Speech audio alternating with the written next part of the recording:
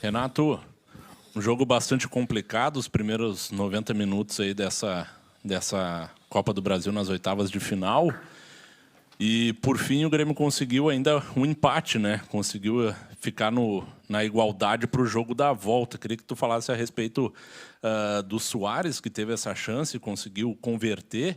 E, no segundo tempo, que o Grêmio teve pouca chegada também, e mesmo assim ainda conseguiu deixar tudo igual, Renato.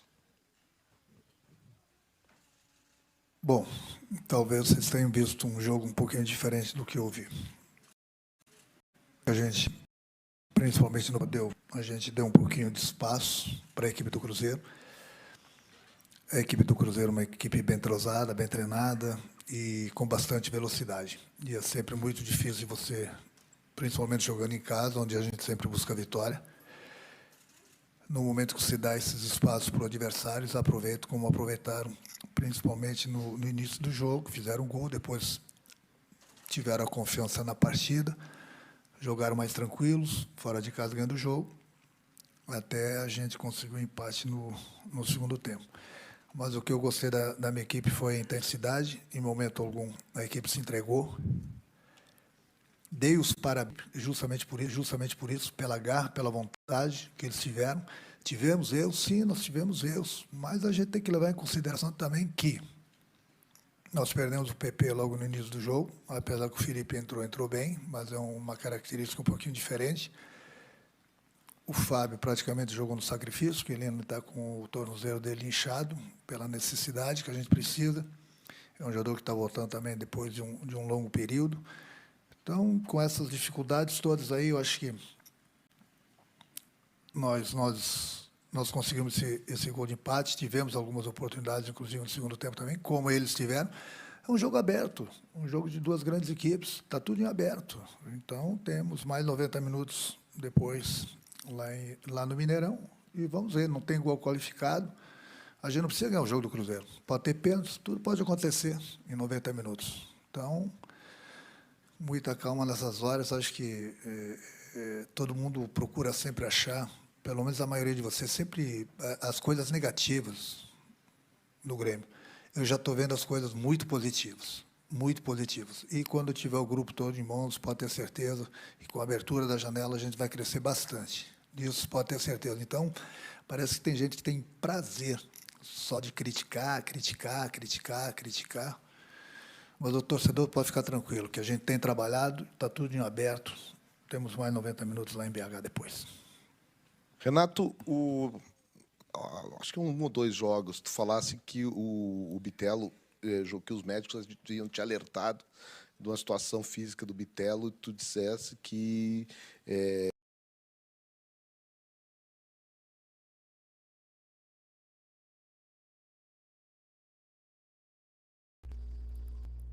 Vamos tentar recuperar o áudio aqui da entrevista coletiva do Renato Gaúcho, né? Vamos lá, voltou. Conseguido jogar toda a outra partida. E não sei nem se a lesão é num local semelhante. Isso aí eu deixo até para ti nos confirmares. Nos confirmar. O Bitelo, em que condição ele está? Porque ele passou todo o segundo tempo, do momento em que ele foi ali para o lado direito, deu para ver muito claramente que ele passou praticamente todo o tempo final do jogo com a mão na virilha, na parte superior da perna, na virilha, pelo lado esquerdo. Ele já é um jogador que vem despertando algum cuidado. Como estão a situação desses jogadores? O PP foi escalado no sacrifício também. Quem está jogando no sacrifício do Grêmio?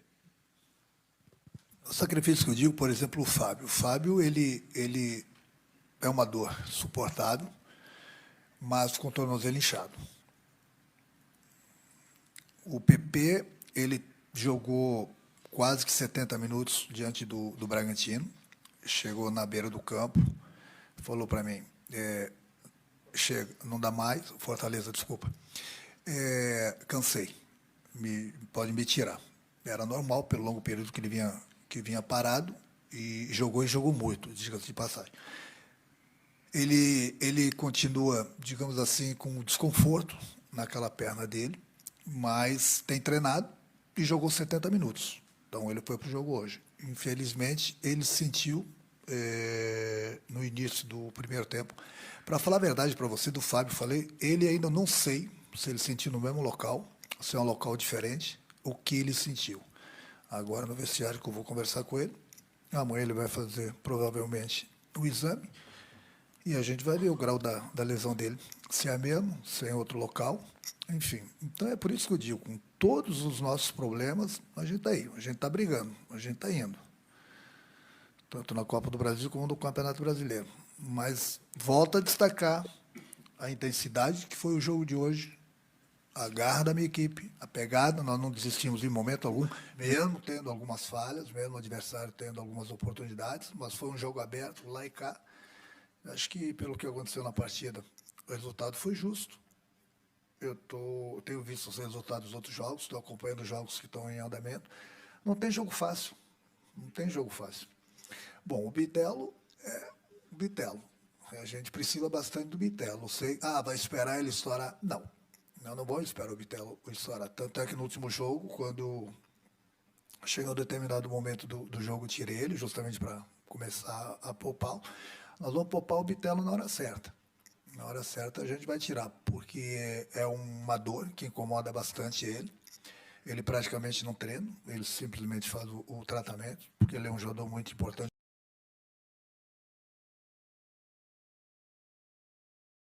Um tipo de lesão que é uma dor, que em alguns movimentos ele sente bastante. Mas não é uma lesão que possa estourar, digamos assim, entendeu? Um estiramento. Mas é um jogador que a gente está tendo todo o cuidado com ele, sim. Ele praticamente só joga. Conversar com ele de novo. Tanto é que ele acaba os jogos, né? E no dia seguinte ele sente bastante dores, como está sentindo agora. Amanhã provavelmente vai sentir dores, vai fazer o tratamento. Faz parte. Conversar com ele, 1 hora o Bitelo não vai estar em campo. Pode ter certeza disso. E essa hora está prestes a chegar, porque a gente sabe que ele está no limite. É um garoto que vem jogando sim no sacrifício. É um garoto que praticamente ele faz sempre 12, 13 quilômetros por jogo. Então, ele é importante. Ele é muito importante. Mas nem por isso a gente vai cometer loucuras com ele. Renato, aqui. Eu queria entender de você. Você acredita que esse esquema com cidade, ele teve um prazo de validade? Você acha que as atuações boas no Campeonato Gaúcho com esse esquema acabaram fazendo você pensar que esse time poderia render em um nível acima? Você acabou percebendo que não conseguiria manter o nível de atuações lá atrás? Ou o problema da velocidade sempre foi um problema que você já diagnosticou lá atrás, quando o time estava rendendo no Campeonato Gaúcho? Não, eu já estava rendendo. Eu já estava, lógico que eu diagnostiquei desde do início do Campeonato, desde a pré-temporada. No momento que você não tem jogadores de velocidade no grupo, essa velocidade vai fazer falta durante as partidas. Então, o Campeonato Estadual é um sistema que a gente praticamente joga dentro do campo do adversário, apesar que nós jogamos no Grenal, jogamos muito bem também nesse sistema. Mas o problema no Campeonato Brasileiro é que os laterais do adversário eles apoiam bastante. E aí é o do jogador, no momento que ele não tem essa característica, não importa a idade do jogador, ele vai acompanhar pela característica dele, muitas vezes não vai ter a força de contra-atacar. Então, nesse ponto, a gente peca. Mas nesse ponto que eu venho tocando para vocês, a gente tem conversado. A gente lá atrás, nós vimos já que faltaria velocidade para a gente. Estava difícil encontrar os jogadores, e quando nós encontramos, estava difícil trazer por causa da parte financeira. Eu mesmo tenho conversado com alguns jogadores e vamos ver no meio do ano o que vai acontecer. Esse problema a gente sabe desse problema. Você vê que todos os adversários que têm jogador de velocidade facilita, porque no momento que você tem velocidade, você consegue os espaços que o adversário te dá. Se você não tiver de velocidade, não adianta nada. Você tendo velocidade é um adianto muito grande. Mas a gente ficar lamentando agora. O nosso grupo, se aí, eu volto a repetir, nosso grupo é bom, só faltam esses jogadores com essas características. Então, vamos aguentar mais um tempo e ver o que acontece na abertura da janela. Renato, esses 2 últimos jogos, contra o Fortaleza e contra o Cruzeiro, apresentaram situações semelhantes, que foram os adversários dificultando bastante a saída de bola do Grêmio de trás. Por várias vezes o Kahneman ficava com a bola e aí, sem alternativa, tinha que estar jogando a bola direto para frente. Isso é algo que te preocupa? Isso é algo que está dentro da questão do esquema também, que o adversário entendeu a questão desse esquema que tu tá tendo que utilizar, e dentro dessa preocupação que tu tens de não ter o jogador de velocidade, isso também é algo que te preocupa? A gente treina bastante tipo de saída de bola, mas é que eu falo, o adversário quase sempre fecha o nosso lado direito, saída de bola, e deixa o lado esquerdo com o Cânimo. E mesmo que a gente consiga quebrar essa primeira linha do adversário, muitas vezes a gente tem o espaço, mas não tem a velocidade. Então não adianta ficar tocando sempre na mesma tecla, entendeu? De jogadores de velocidade, coisa que todos os outros times têm. Quebram a nossa primeira linha, eles têm os espaços para jogarem por causa da velocidade. A gente treina, mas mesmo com a saída do Cânimo aí, muitas vezes a gente encontra alguma saída, muitas vezes ele é obrigado a dar o chutão.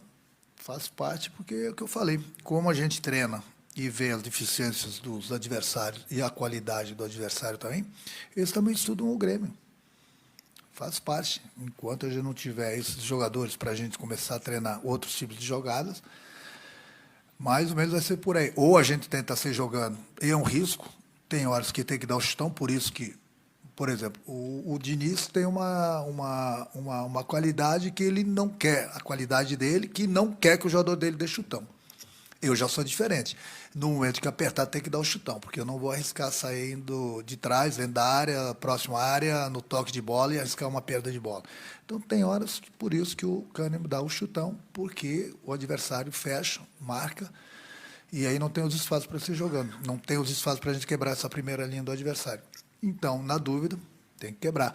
Mas, se tiver o jogador de velocidade lá na frente, aí a situação começa a ser diferente. Porque no momento que o adversário sobe as linhas para nos marcar dentro do nosso campo, vai sobrar espaço lá atrás. Nesse chutão, se você tiver velocidade, você pode pegar o adversário. Mas, no momento, nós não temos essa velocidade. Renato, a gente ouviu da arquibancada na Arena aplausos e vaias ali no final do jogo. O torcedor ele sai um pouco decepcionado, aparentemente. E você fala sobre fato novo, né? Um time mais encorpado apenas a partir da janela, mas o jogo da volta é no final desse mês e até lá você não terá novos jogadores. Partindo do princípio que você parabenizou o grupo e gostou da intensidade do jogo de hoje, como é que o torcedor do Grêmio vai acreditar numa classificação nas oitavas de final para a próxima fase agora, no final do mês? Sendo que o retrospecto recente não é nada positivo e é até com críticas suas aqui, dizendo que não gostou do desempenho da equipe.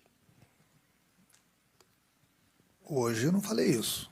Não, recentemente eu disse. Não, teve altos e baixos. É a hora de criticar, eu critico. Não espero vocês falarem um monte, uns que outros aí, né? Que a gente sabe por que uns que outros criticam bastante, pegam no pé de um de outro. A gente sabe porque quem vive no futebol, quem é malandro do futebol, a gente sabe porque uns estão aborrecidos ali fora.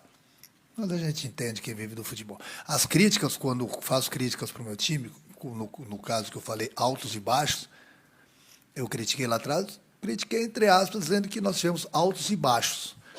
Hoje, o jogo foi muito intenso. Hoje eu estou elogiando a minha equipe pela entrega.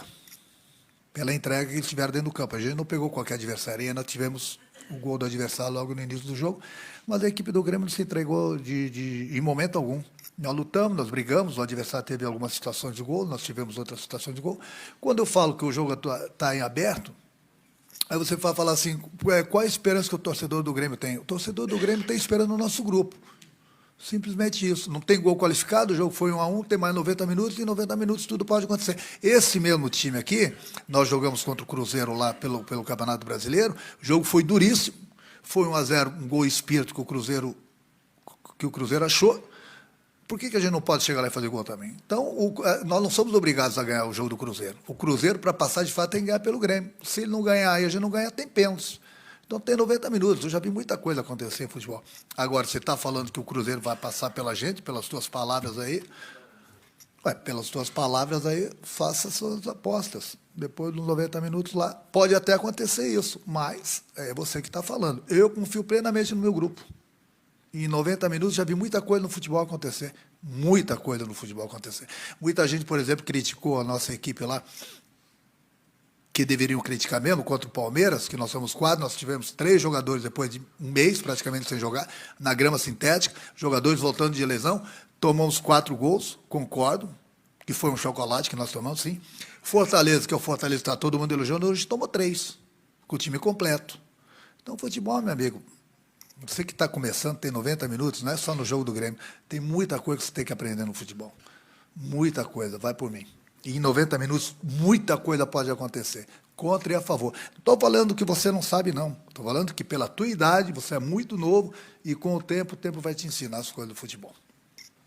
Renato, o primeiro tempo do Grêmio foi tecnicamente, né, ruim, né? Os jogadores tecnicamente foram muito abaixo.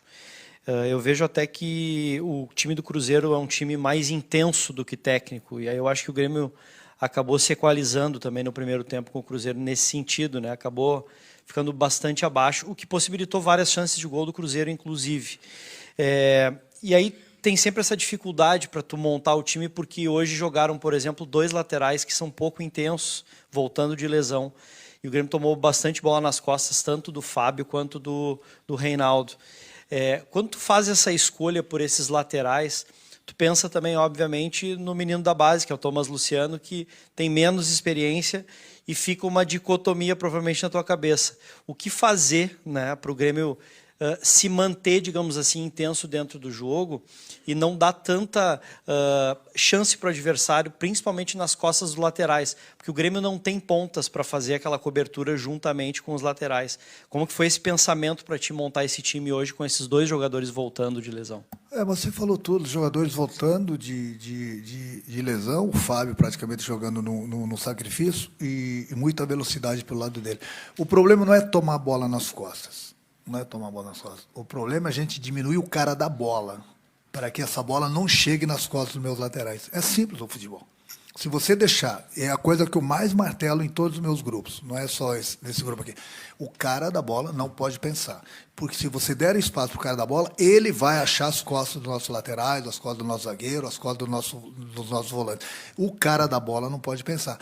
Essa marcação que a gente fez, principalmente hoje no primeiro tempo, que faltou, a intensidade, nós damos muito espaço à equipe do Cruzeiro e eles souberam aproveitar. Foi o mesmo espaço que a gente deu para o time do ABC, aqui dentro de casa, que eles se criaram, fizeram o gol, entendeu? A gente estava dando bote sempre errado, chegando atrasado, deixando o adversário dominar a bola, para diminuir o espaço. Naquilo que tentava diminuir o espaço, eles já achavam alguém nas nossas costas. Então, esse é um problema que eu tenho conversado bastante com o meu time. O cara da bola, ele não pode pensar. Se você tirar o espaço do cara que tem a bola não vai chegar nas costas dos nossos laterais. No momento que você der espaço para o cara da bola, ele está pensando. E esse marcador do cara da bola não está vendo o que está acontecendo lá atrás. Só que o cara da bola está enxergando lá atrás. E foi o que aconteceu, principalmente no primeiro tempo, os espaços que a gente deu para o cara da bola pensar.